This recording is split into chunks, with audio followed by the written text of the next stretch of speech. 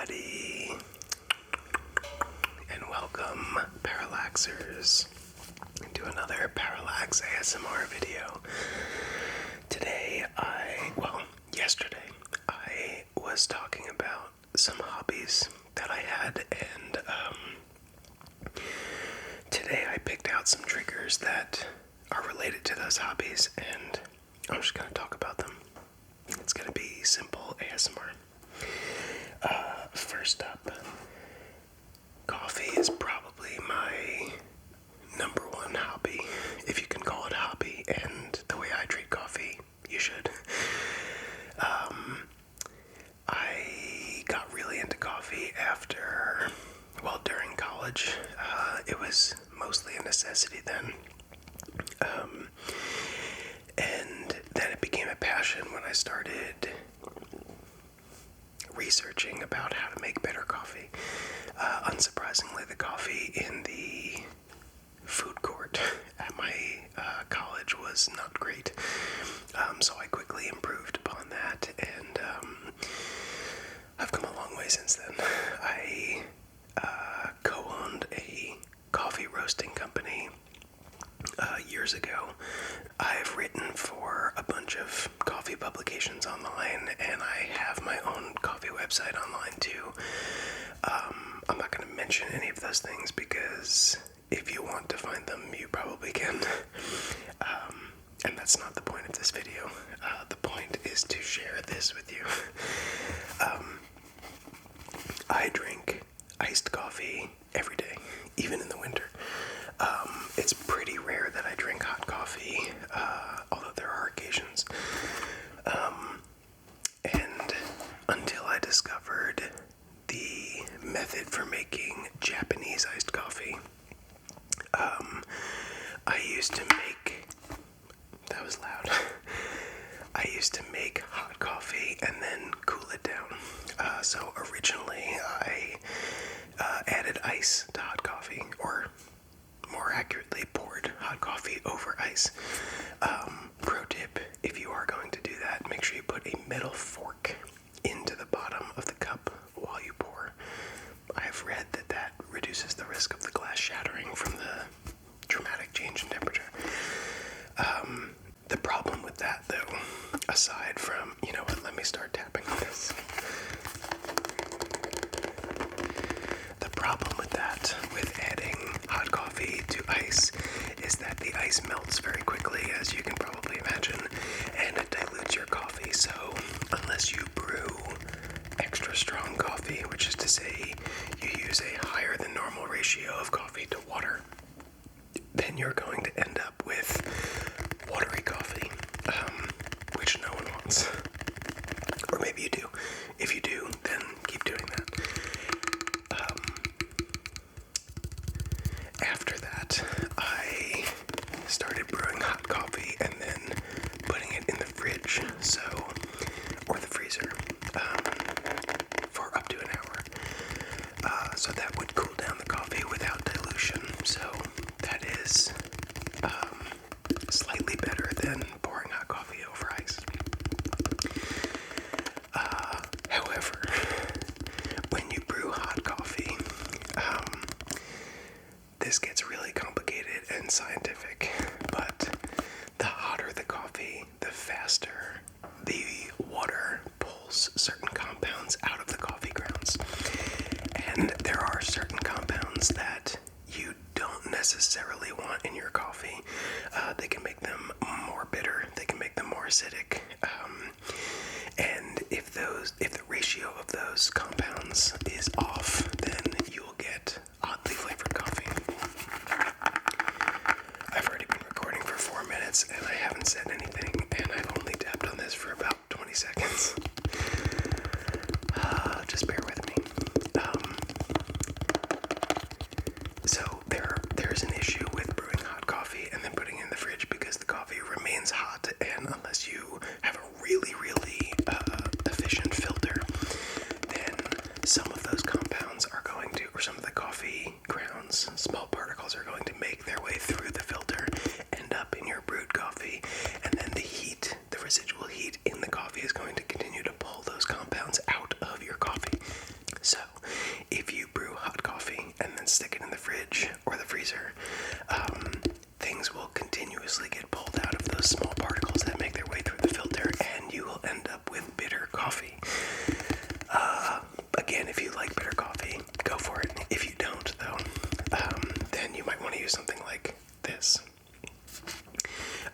Or you can brew Japanese iced coffee, which is when you have the amount of water that you use to brew, and you put ice in whatever vessel you're using to collect the brewed coffee. So the coffee that you're brewing is super diluted, like 2 times diluted, and then it drips into ice, dilutes the ice, but that's okay because you plan on that. You use half the water and you replace that with half ice, and when it melts the ice, it not only cools down the coffee, but it also dilutes your coffee to the right dilution. Whew. This is another option. So this is a plastic container, and there are metal pieces inside. So there are 2. There's this outside metal container and this inside metal container. So basically you fill the inside metal container with ice. So you fill that with water, you put it in, or you don't fill it with ice, you fill it with water, you put it in the freezer, you let it freeze. You also fill the outside container with ice or water, and then you let it freeze. So what you get is, when you pour coffee in the top here, it goes into that middle container, so it is surrounded by ice on both the inside and the outside, and it cools off very rapidly with 0 dilution. So you end up with cold coffee just a few minutes after you brew hot coffee with the correct amount of dilution. Anyway, that's my first trigger. I'm a freak about coffee, so I have talked twice as long as I wanted to about coffee, but let's get on to the next trigger. Next up, I have this really cool thing. I don't know what most of these are called, but that's okay. So my wife and I'm not going to forget to tap on this one. Oh, that's loud. My wife and I go backpacking, which, if you don't know, is when you carry everything you need to hike and sleep, and then you hike and you sleep, and then you hike back out. So you're basically spending the night in the woods, but you hike to get there, so you have to carry your tent, you have to carry food, you have to carry water, you have to carry changes of clothes, your sleeping bag, everything, so it's all in a backpack. There are a lot of really cool backpacking gadgets, so I really like backpacking because it's a low-cost thing that's just an immense amount of fun. There's just like a sense of freedom when you're out on a trail, and you're not self-reliant because you bought food and you bought a backpack and you bought some kind of filtration system, but there's like a greater sense of self-reliance than you get in the real world, which is to say when you're not backpacking. However, while backpacking is very cheap to do once you have like the basic equipment, a backpack, a tent, a sleeping bag, and good hiking boots. Never underestimate the power of good hiking boots. While it's very cheap after that, it can also be very expensive because you can buy an unlimited amount of equipment. If you go to, I try not to mention brand names, but if you go to an outdoor store, you can probably think of exactly one. You can find basically an unlimited number of things that you can purchase to make backpacking more comfortable, more convenient, safer, and this is one of them, although I've never seen this in that particular outdoor store. This is an outdoor stove, believe it or not, or a backpacking stove. So it comes in this plastic container, this little information slip. Also, I see on the side, this is called a pill bottle stove, so if you are a backpacker and you're interested in this, just search for pill bottle stove online. Basically, it comes with these pellets. Pellet really isn't the right word, but it's like pellet material, I guess. It feels like, I don't want to scratch it too much because it feels a little fragile. It feels like pumice, if you know what pumice feels like. It's very lightweight, and it's super absorbent. So if you can see the texture on there, if it would focus. My wife just called, and I have no idea what I was saying prior to that call. I think it was about the texture, so you could see the texture. It's super absorbent, so basically you bring some kind of fuel. Denatured alcohol is the common fuel that you bring. It's also super lightweight. You can bring it in any plastic container, and you basically soak these in this plastic container. I don't remember how long. It tells you in here. But then you put this on the ground. There's a little metal windscreen, which actually might sound really nice. Let's see if we can get it out.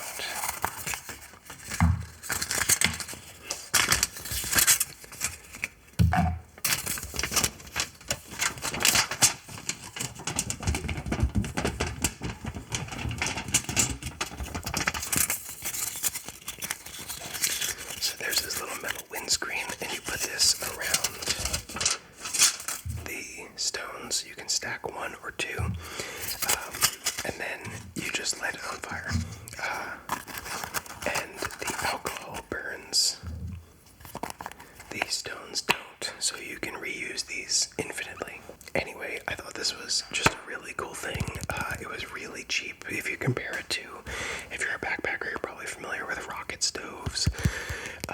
Those are not that expensive, but they're way more expensive than this, and the fuel is significantly cheaper than you would pay to fuel a rocket stove. So, just a cool thing related to one of my hobbies. Let's move on. Next up, I have these things. I used this in a previous video. Or I used these in a previous video. These are, if you picture a wine bottle, they usually have like a metal film over the top that holds in the cork, or covers the cork, I guess. And you usually slice that off with a knife and then pop the cork. These, as I mentioned in the previous video, these might not be for wine bottles, because I've made wine in the past, but I don't remember buying bottles or any supplies really, other than the actual materials that go into the wine. I think these are for hot sauce bottles. So another hobby of mine, making hot sauce. A friend of mine, I've always really liked hot sauce, and then a friend of mine for my birthday one year bought me a hot sauce making kit. So it came with what are those jars called? With the mason jars. Bought me a few mason jars with pre-drilled tops to put an airlock in. An airlock is just something that allows air to escape from a container, a sealed container, but doesn't allow air in. So you can make hot sauce that's fermented, and you can make hot sauce that's unfermented. Unfermented hot sauce you don't need to ferment, obviously, and so you don't need an airlock at any point. You just heat the stuff up on a stove, bring it to a boil, let it simmer for however long, and then dump it in a container and use it as hot sauce. Fermented hot sauce, you do that process, but then you put it in a container and put that airlock on, and you let natural yeast or bacteria eat away at what's in the hot sauce, and it produces carbon dioxide, which escapes out the airlock, but no oxygen can get in, and no bacteria can get Anyway, these are, I think, tops for hot sauce lids. So if you make hot sauce, you can then put this over the cap on a glass bottle, probably heat it up with like a heat gun or something, and it will shrink to the size of the bottle neck, and then you have what looks like a professionally sealed hot sauce bottle. Anyway, I thought that these sounded really cool, so I wanted to include them as a trigger.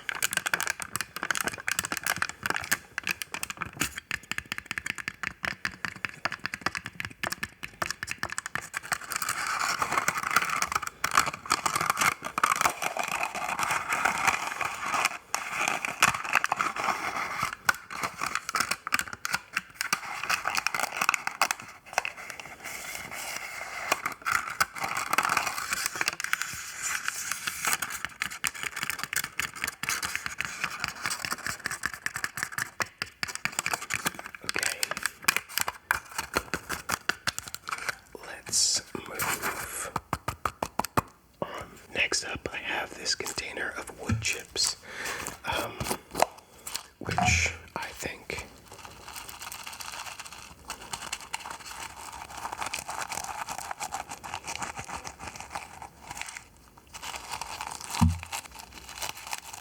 sound really cool.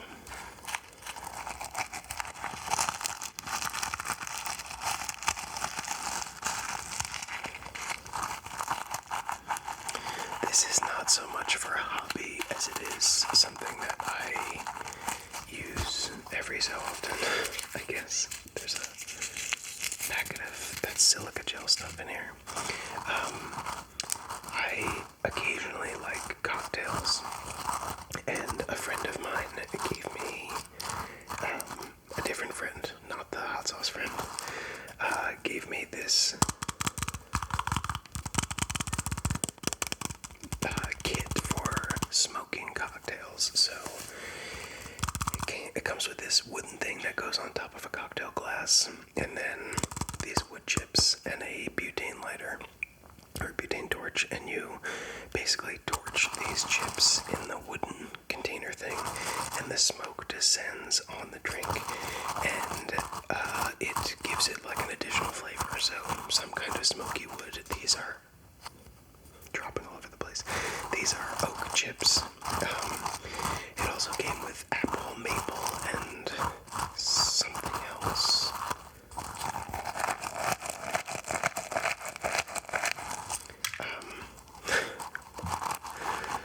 Well, I'm going to be missing a lot of wood chips after this.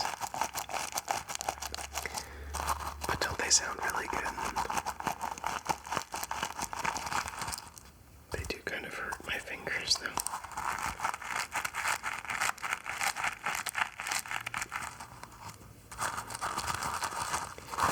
I spent so much time talking about the coffee thing and the backpacking thing that I feel like I don't have any time to talk about these, but there's also not that much to say about this. It just sounds really good.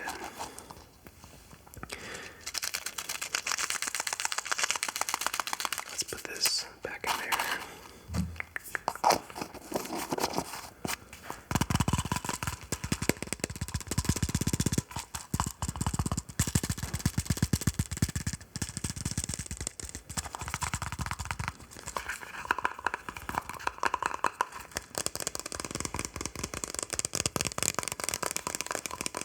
And let's move on. Next, I picked out this cheesecloth, but I'm not really sure I want to talk much about it. I got into cheese making for a while.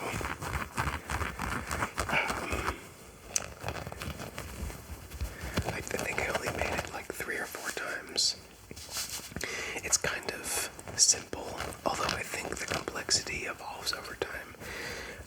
You can make different cheeses, and those are, like more involved. But basically, the process involves pulling or separating the fat from milk or cream, and then drying out that fat, like condensing it into a solid and then drying it out.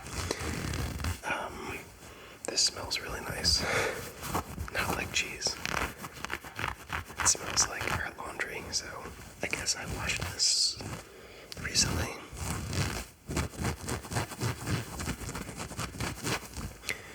I do also use this for other things, so my wife and I have a tofu press, and we sometimes wrap the tofu in this to collect the water that comes out of the tofu. If you eat tofu and you don't have a tofu press, I would definitely recommend one, or at least putting together like a makeshift one, which we did for a while. Basically, tofu has a really high water content, and if you squeeze out that water, you get like a much better texture after it's cooked.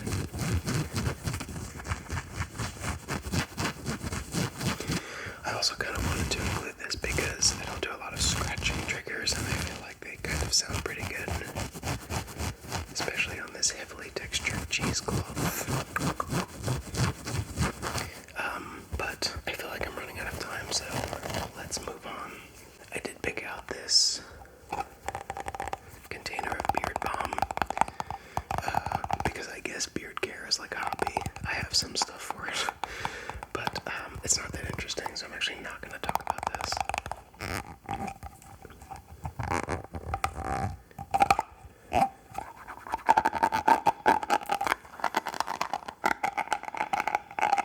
Although that does sound pretty good.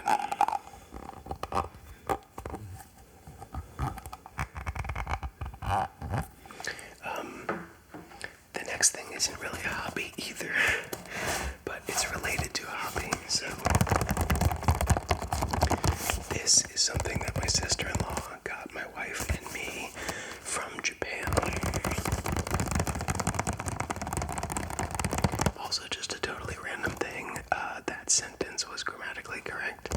A lot of people, when they hear, like my wife and me, they just assume that it's wrong, which is fair, because a lot of the time it is wrong, but it depends on whether you are the subject or the object of the sentence.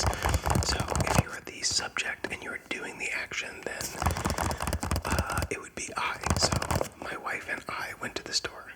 My wife went to the store. I went to the store. We are doing the action, which is going to the store. So it's my wife and I.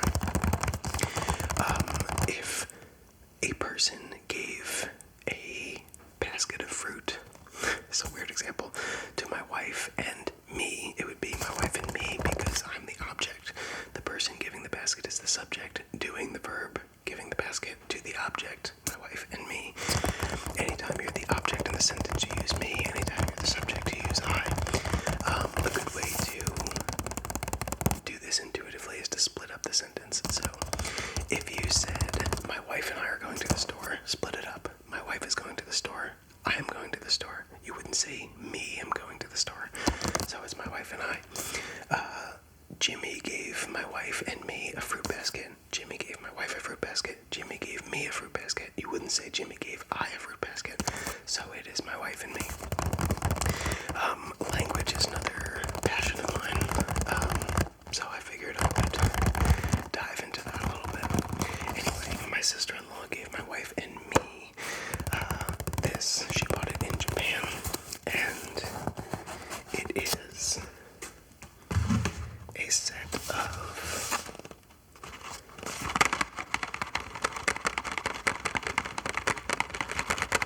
chopsticks.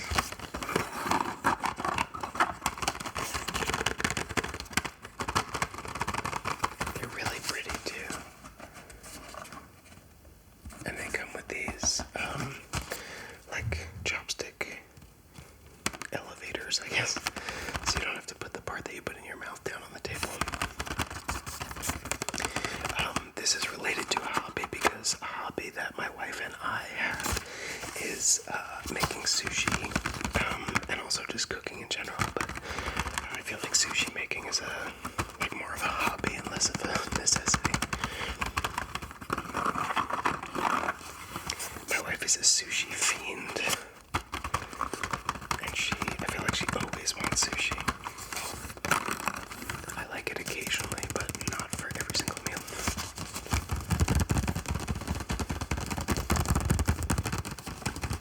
We also have a bamboo sushi